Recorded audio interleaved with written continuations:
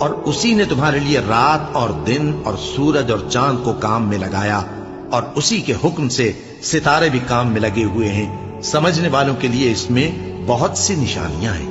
اور جو طرح طرح کے رنگوں کی چیزیں اس نے زمین میں پیدا کی، سب تمہارے زیر فرمان کر دی۔ نصیحت حاصل کرنے والوں کے لیے اس میں نشانی ہے۔ اور وہی تو ہے جس نے سمندر کو تمہارے اختیار میں کیا تاکہ اس میں سے تازہ گوشت نکال کر کھاؤ، اور اس سے زیور موتی وغیرہ نکالو جسے تم پہنتے ہو۔ اور تم دیکھتے ہو کہ کشتیاں سمندر میں پانی کو پھاڑتی چلی جاتی ہیں، اور اس لیے بھی سمندر کو تمہارے اختیار میں کیا کہ تم اللہ کا فضل معاش حاصل کرو اور تاکہ اس کا شکر کرو۔ اور اسی نے زمین پر پہاڑ بنا کر رکھ دیے کہ تم کو لے کر کہیں ڈولنے نہ لگے، اور ندیاں اور رستے بنا دیے تاکہ ایک مقام سے دوسرے مقام تک آسانی سے جا سکو، اور رستوں میں نشانات بنا دیے۔ اور لوگ ستاروں سے بھی رستے معلوم کرتے ہیں، تو جو اتنی مخلوقات پیدا کرے، کیا وہ اس مخلوق جیسا ہو سکتا ہے جو کچھ بھی پیدا نہ کر سکے؟